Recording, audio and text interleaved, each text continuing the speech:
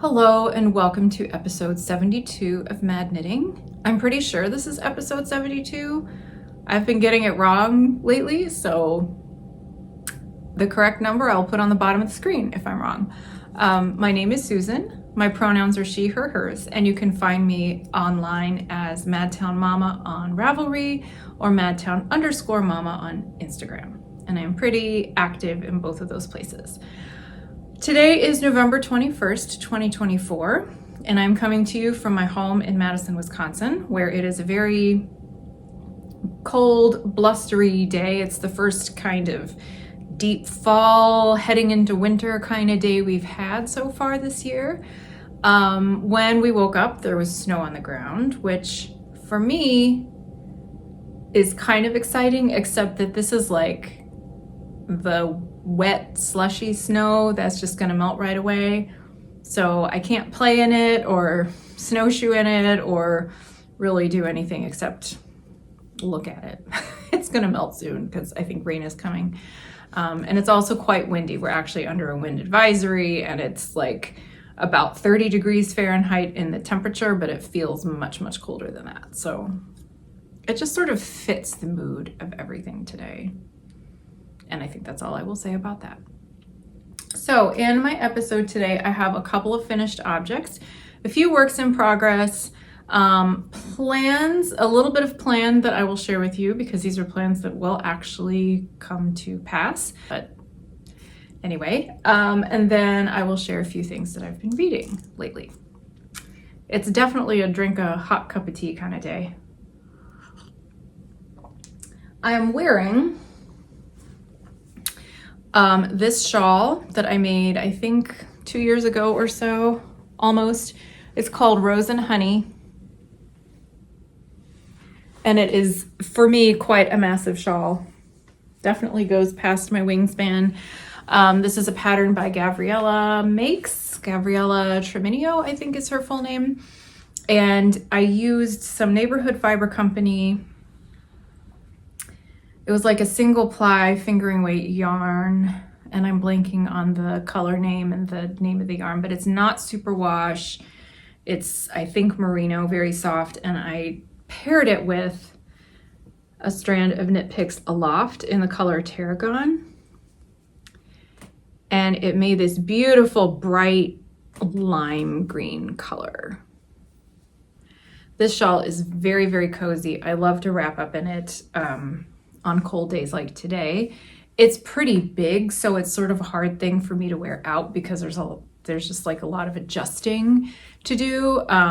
But since it's so big, like down my back, it comes down like past my butt. So it is very warm. It's a good work from home on a chilly day kind of shawl. So I recommend this pattern. It was very fun to knit, and it's keeping me warm. Let's start with finished objects. I only have two, and it's 2 pairs of socks. I'm sure I sound like a broken record. I hope you're not too sick of seeing me make socks because that's just where I'm at right now. But here we go. So over the last few episodes, I have showed you my progress on socks using Valley Yarns Huntington Splash, and I have both of those pairs finished. So I'll go in order of when they were done. The first pair looks like this. This is the yarn that's left over. I haven't weighed it, so I don't know how much I used, but as you can see, there's a fair amount of the skein left. These are for a friend of mine who has fairly large feet. So I actually used one of my husband's socks as sort of a model. To check for the length, the final length. And I think hopefully these will work for her. So I used size 1 needles. I cast on 70 stitches for these. And I worked a 1x1 rib down the cuff, and the rest of the leg and over the top of the foot is a 1x1 garter rib. Which, if you don't know what that is, it's just knit 1, purl 1 all the way around for 1 round, and then knit only for the second round. Then knit 1, purl 1, then knit only. So when you follow that sequence, then you get this nice garter rib. So it's a little bit of texture, it's stretchier than regular stockinette stitch, and I think it hugs the foot very nicely. And it's a nice pattern to use when you have yarn that's got some variegation in it, or speckles, or otherwise enough colors that it would like compete with any other, you know, more involved stitch pattern. So that's what I did for this. The heel is a slip stitch heel, which is what I usually do. This one I lined up all the slip stitches in a column so that they would follow the line going down the garter rib. And I am very happy with how these turned out. So I need to send them off to her. No particular reason. She helped me out quite a lot. Well, no, there is a reason, because she's my friend, and because I think she would like hand knit socks. She sort of dropped a hint to that effect. And because she helped me quite a lot with a work project that I was doing this fall. So, you know, it's part of my job, it's part of her job, but I just wanted to send these off as a nice thank you gesture to her. So once again, this is Valley Yarns Huntington Splash. I enjoyed working with it. I don't own any socks out of this yarn, so I don't know how well it holds up to wear and washing, but hopefully it holds up pretty well. It's just a 75-25 blend, and I really like this medium gray that is streaked with like white and a couple different shades of blue. It reminds me of a cloudy sky a little bit. The second pair of socks that I finished, I think I basically had these done a few days ago, but I didn't do the final end weaving in until yesterday. But they are done now. Again, this is Huntington Splash. And it looks like I have a label here. So maybe I'll show you the label. Yeah, 75% superwash, 25% nylon. And this is the color Pacific Ocean. So this is a much lighter gray with streaks of dark gray and this beautiful cranberry red color. These socks are also a gift. They're for somebody who hosted us in Minnesota when we were there to visit last month. And her feet are a bit smaller, so I made them essentially to fit my foot, but like minus about a ½ inch of length. I was sneaking looks at her feet as I was deciding to make socks for her, and I think these will fit, hopefully. So for these, I cast on 64 stitches, and I decided to go with a plain stockinette leg because it's a little quicker. The slip stitch heel is an Eye of Partridge style. You can see pretty well on this that I always do a garter ridge down the sides of the heel flap, which I think makes for a very neat edge picking up stitches down the gusset. So that's pair number 2, and here's the rest of the yarn wound up. I actually think these two colors look pretty nice together. So what I should do is weigh them and see if combined they would be enough for another pair of socks. I bet they would be.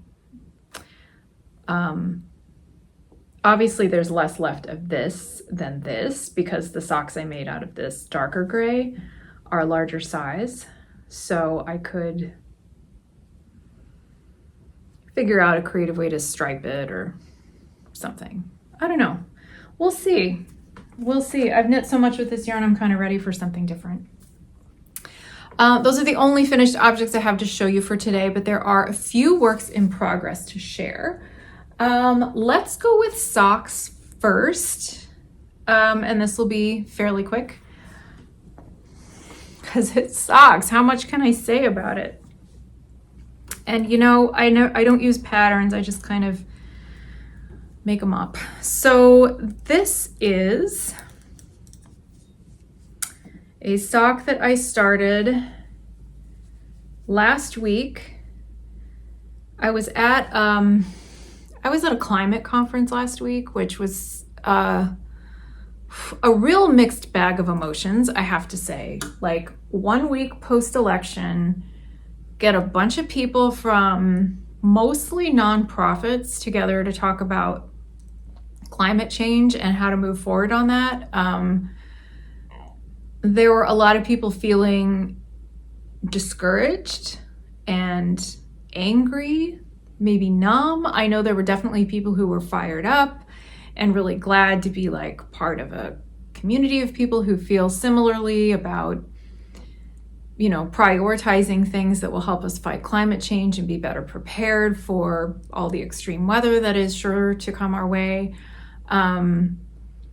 I was sort of a mix of a lot of things, mostly anger and, you know, just also I had a certain amount of just sort of going through the motions because I had to like facilitate a couple of things and I was not feeling it, but you know, sometimes you just got to pull up your pants to do it, right? Anyway, all that said, when I wasn't facilitating, I had quite a bit of time to sit and listen to other people talk or present, and so I did a lot of knitting. In fact, most of this sock was knit in just one day. I've put on a little bit since then on the foot, but I definitely got like past the heel onto the foot in that one day. So, as you can see, this is using a few different yarns. I have a bunch of Knitpicks Stroll Tweed, which is one of their sock yarns. I don't have the other skeins with me at the moment. Maybe I do. Do I? I do, actually. This is just where I'm at today, you all. I feel like my speech and my thoughts are not very organized, but that's where I'm at, and maybe you're there too. So if you are,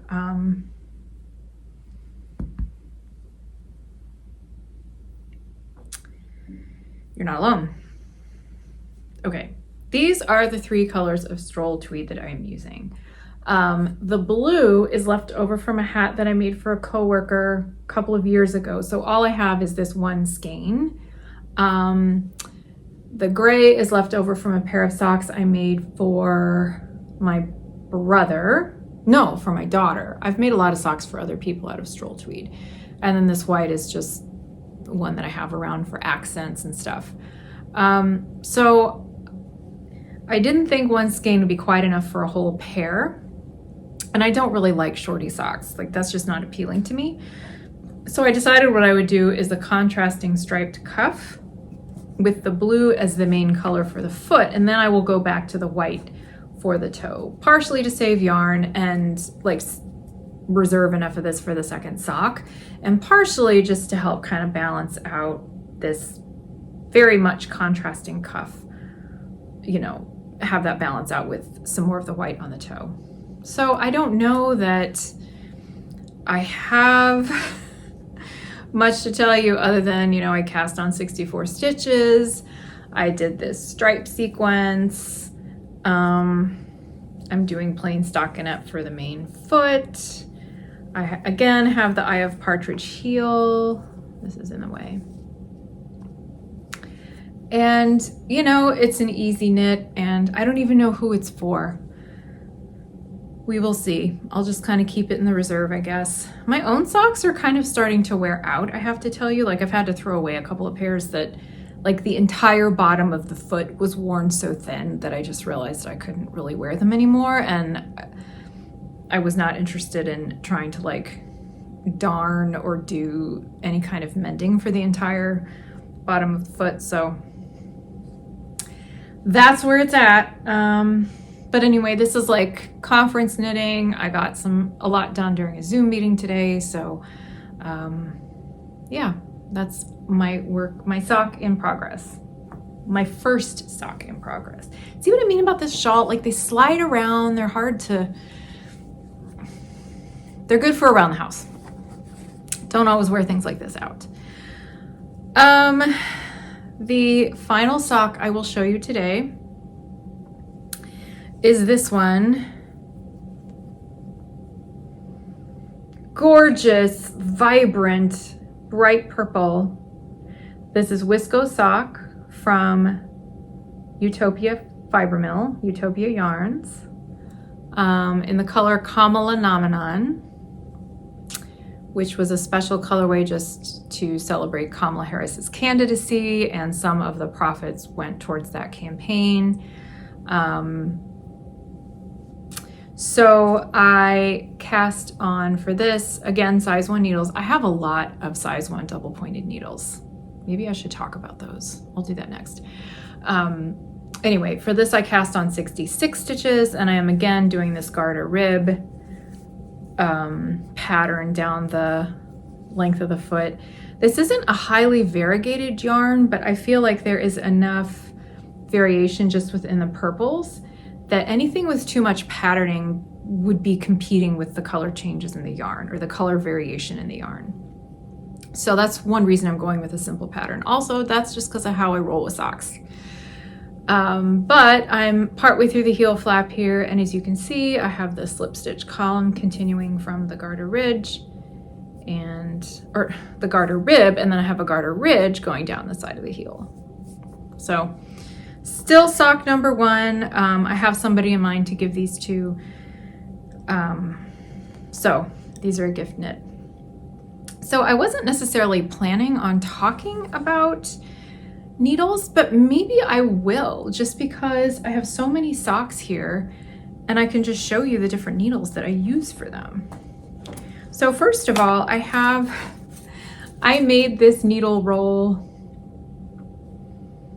I don't even know how long ago I made it. It's been several years, but it's using, this is like a cotton linen, kind of a heavier weight. It's not as heavy as a canvas, but it's heavier than like a quilting cotton.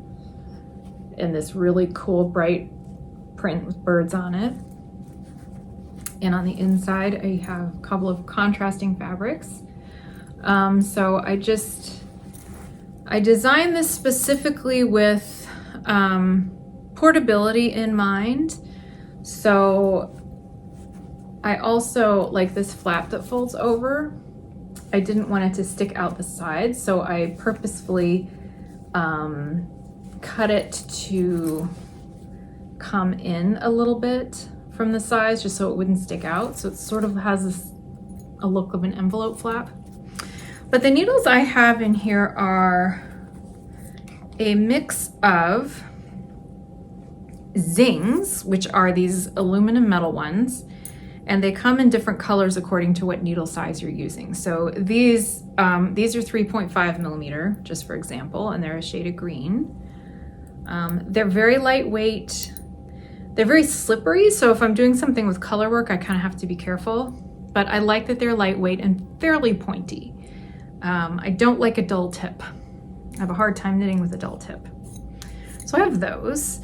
The most common size I use are size 1s, and the gold, or the size 1 zings, are like a gold color. And I have at least 2 sets of these, maybe 3. No, I think just 2. 2 sets of those in size 1. Another type I have, these are size 1.5. These are carbons, spelled with a K at the beginning and a Z at the end. There's some kind of carbon fiber, I think. They're not too heavy. Once you get to the bigger sizes, like this is a size. Oh, the size is worn off of this one. I don't know, I'd have to check with the needle gauge. Once you get to the bigger sizes, they're slightly heavier. But I also like that they have more of a pointy, you know, the tip is nice and pointy. I've never broken one of these, fortunately. Every once in a while, the join between the carbon and the metal is not as smooth as is ideal, but the ones that I use for socks, I've not really had a problem with. I do enjoy these for socks, and they have enough grip that if I'm doing something like, say, a pair of mitts, you know, a pair of colorwork mitts, so it's small circumference and I need the double pointed needles, I do like using the carbons because the yarn doesn't slide off like if they were all metal. And then the last kind I have, and this is like a one-off, I'm not sure if I have more than one set, are these, I'm not sure the brand, these might be Knit Pro. These are size 1s, and these are wooden needles with a metal tip. and I had to scavenge a carbons needle because I'm pretty sure one of these broke. I stepped on it or sat on it or something happened. So the wooden needles are a lot more delicate, especially in these small sizes. Again, I like the grip and I like that they're light and I like how they feel to knit with, but it's good to have a backup set because they are pretty easy to break. So those are what I use for socks. I have a lot of needles, y'all. I have a lot of tools. I've been collecting them for a very long time. I'm not going to go through all of them here, but I just will mention that I have a set of Knitpicks double points in like the all metal kind. I forget what they're called. Those are kind of heavy, like especially when you get up to like above a 3 millimeter, like they're just kind of heavy to hold. So I don't love those, and they're slippery. They're like a little bit heavy, a little bit slippery, and not as pointy as you would think. And then I also have some Knitpicks all wooden needles. Don't remember what those are called, but they're the pretty like swirly colored wood, which are very nice if I'm doing, again, like color work mittens, because they have that grip. But the smaller sizes, I've broken so many that I can't use them for socks because they're too skinny. So beyond a certain size, like you just can't use wooden needles. And I'm pretty sure one like split and kind of gave me a splinter one time. So I still have them because you never know when you're gonna need a spare needle for some reason or some project or other. But the ones I showed you are the ones that I use the most often. Okay, what do I have left for works in progress? I will show you 2 more. I have a couple that are just like dormant at this point. Sweaters for me, when I pick them back up, you'll see them. This is one I'm not sure about. This is a hat. I needed a quick gift project and I started this last night. And you know, it's sort of dark outside and the light isn't great in here, which isn't helping, but I think you can see that like the contrast is not great, and that's why I have my doubts. The yarn I'm using is Periwinkle Sheep. It's merino DK. It was custom dyed for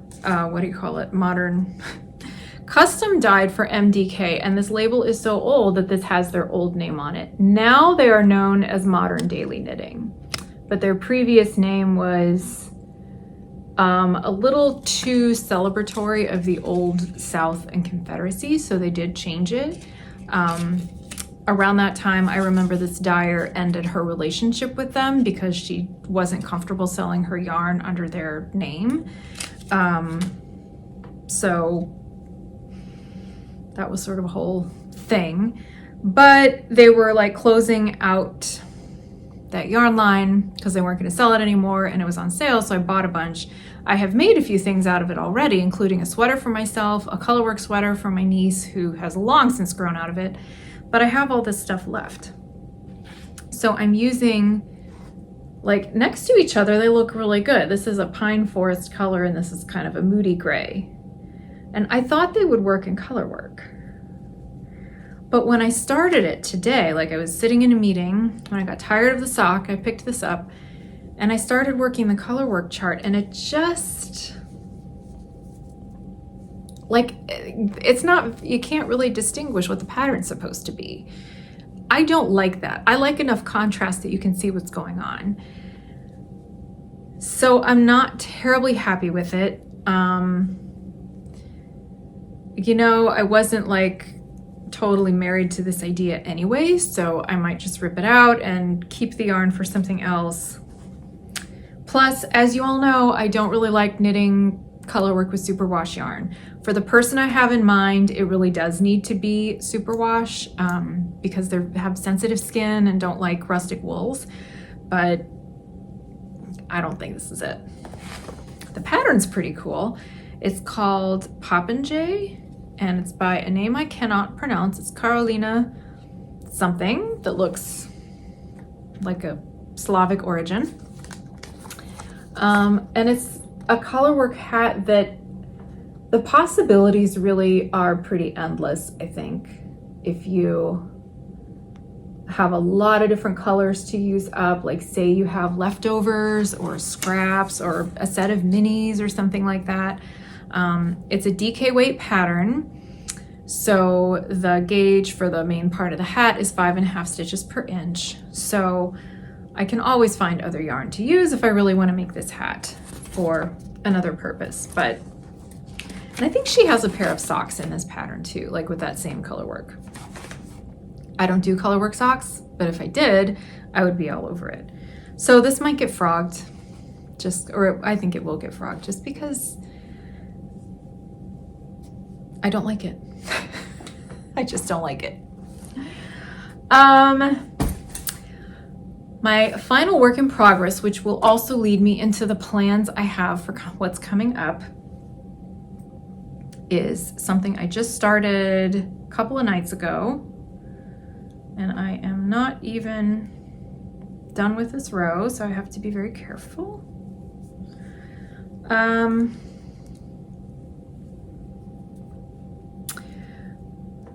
Can't you tell what this is? I'm kidding.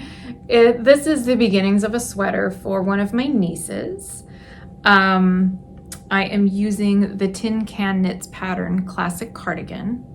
It is from this collection they have called Basics, or the Basic Collection, something like that.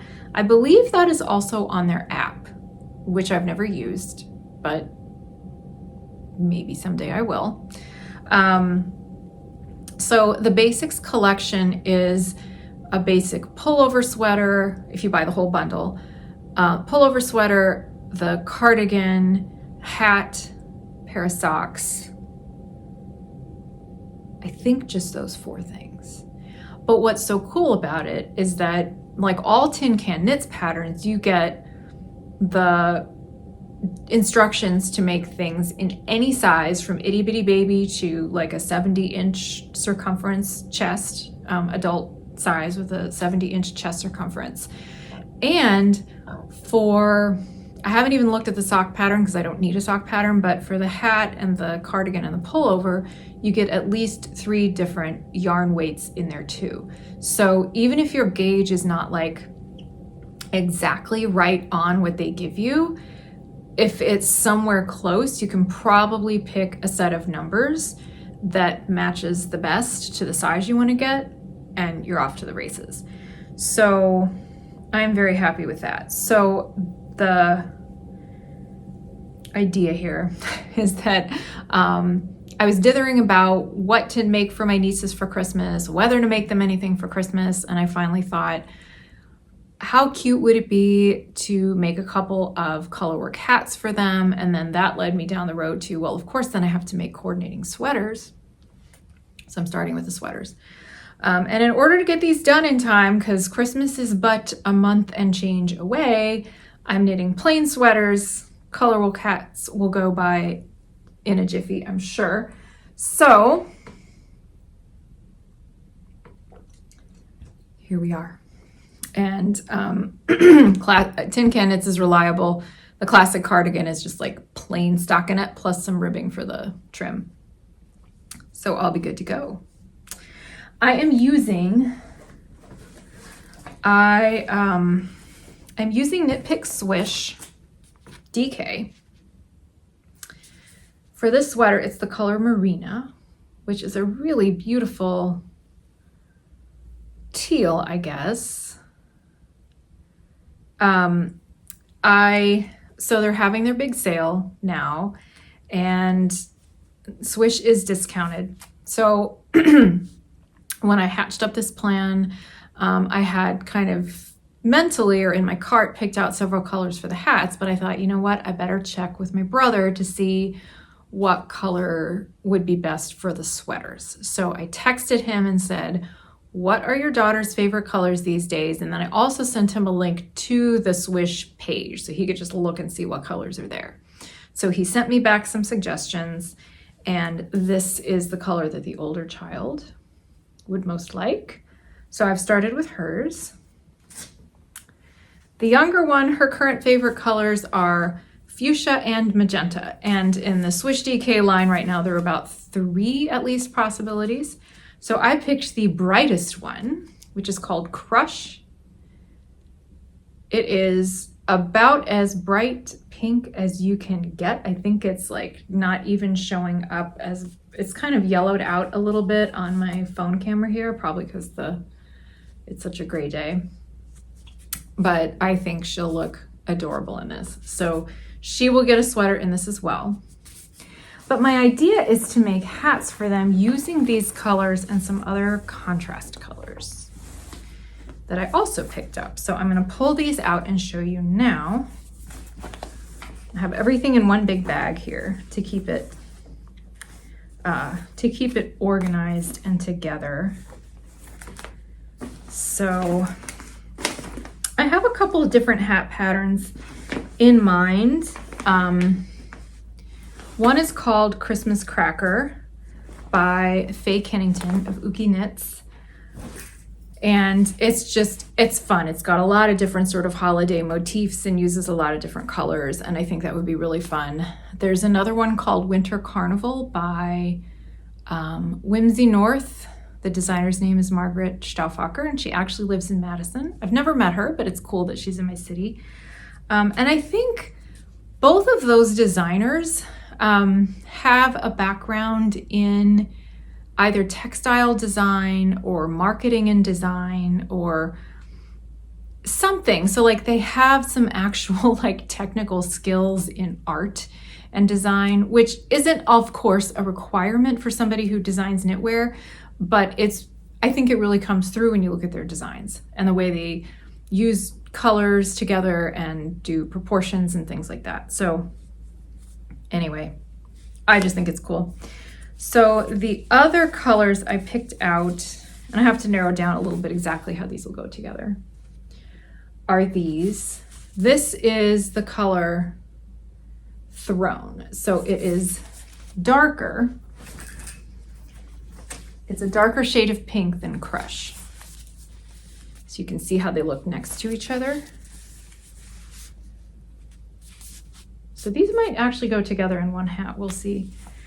And to go sort of, to round everything out, okay, here's the merino, just so you can see how everything looks together. I think for each hat I would only actually need like 4 colors. But I also have Honey, which is a nice golden yellow. Wonderland Heather, which is a very pale teal. I think it goes nicely with merino.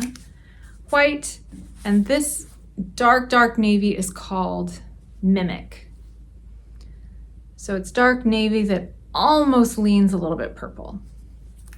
So, this shawl, y'all, it slips around. So I've been thinking about maybe having this combination or this combination, or like leaving out the gold entirely. I don't know. There's some time to play and some time to think about it, but I'm excited to do that, and I'm excited to get these sweaters rolling because I really do love knitting for my nieces. Okay. If I have other plans for holiday knitting, I will tell you about them when I get there. We'll see. My motivation is just in a different place this year than it has been in the past. So, like usually I knit something for my kids, but they've both told me they have enough socks, and I don't know.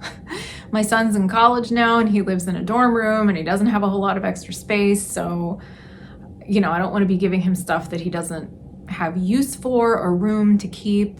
And my daughter can be very particular about what she wears, which is fine. It just means that I need to be very careful about what I make for her. So we'll see. Okay. I've been rambling for a while, but I think I will share a bit of what I've been reading lately. just because reading is one of my favorite activities. I usually read something in, like a physical book before I go to sleep at night. And I think reading is a really important way to learn about the world and learn about where we are in this point in history. Even if you're reading fiction, it can teach you a lot. So I just finished this a couple of days ago. It's Remains of the Day. It's by, how do you say this name? Kazuo Ishiguro. Probably familiar to many of you. He's a British author, although he grew up in Japan, or at least spent most of his early years in Japan before moving to Britain. And this is an extremely British book. It was made into an award-winning movie like in the 90s, I think. And I've seen it. I don't remember anything about it except that Anthony Hopkins is in it. But this was just, oh my gosh, it was so good. He won the Nobel Prize, so there you go. But it's about this aging butler who's just reflecting on his years of service and like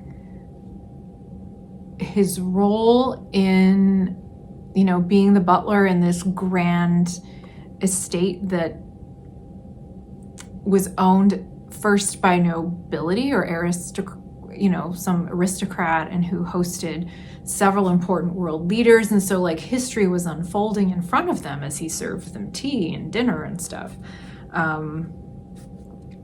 There's, as the book goes on, as he's reflecting on some of these experiences, he remembers some questionable positions that his original employer had in the 1930s as things were happening in Germany, and the anti-Semitism that was starting to creep or, be on the rise. And I didn't think that this book would be so relevant to today, but it kind of is. And it's beautiful and fantastic. And I want to read more stuff by him. I've read Clara and the Sun. I forgot that he had written that one, but I did read it a few years ago, and it's great. I really want to read Never Let Me Go and The Buried Giant. I know those are two of his other novels that are very well known and acclaimed. So the other two books I have just barely started, and we'll see how far I get with them. I've never read 1984 by George Orwell. So I got it from the library. I started reading it a couple nights ago, and by page 2, there was something about the thought police, and I was like, am I ready for this? I know everybody says that it's relevant right now and that it should be read. My son has read it, and this is funny. He when I texted him that I was going to read it, he wrote back and said, it's quirky, which I thought was a funny word to describe this novel. So this is like one of those important books that I feel like I should read, but do I have it in me? I don't know. We will see. But 1984. And the other one, this one just came out, and I have just started it, read the introduction, but it's good so far. It's called Deconstructing, Leaving Church, Finding Faith. Carla Kamstra, she's known as Rev Carla online. She used to be a pastor. She's old enough to be a grandmother. She has grandchildren. She used to be a pastor. She left the church, I'm not sure how long ago, and has been sort of deconstructing all of that ever since. And I'm just interested to see what she has to say about it. I don't go to church now, but I did grow up going to church, and I grew up in the Bible Belt at the time that mega churches were on the rise, especially. And I feel like that world of Christian churches and people who organize themselves on faith, I feel like that is a very familiar environment for me. And I didn't think about it in great detail when I left. I just knew that it didn't feel right, but something about that is pulling me in because I'm reading this. I read A Well-Trained Wife by Tia Levings, which I raved about here a few episodes ago. And so I think, for me personally, I think this will be a really informational and validating read. So we'll see. We'll see what I think of it. Like I said, I've only just started, but if you are a person who has left a place of organized religion and you're not sure how to feel about it, I just want to encourage you to seek out the resources that are available to you, because there are a lot of really good, actually, like, to be frank, there are a lot of good content creators out there. Rev Carla is one of them, Carla with a K. And a lot of good books out there that can help you, like, understand maybe how you're feeling, or why it might be difficult, or even if it's not difficult, it might just help you understand more about that environment and why you felt like you had to leave. So that's my take on it. I think that's all I've got today. Thank you for joining me. I will see you next time.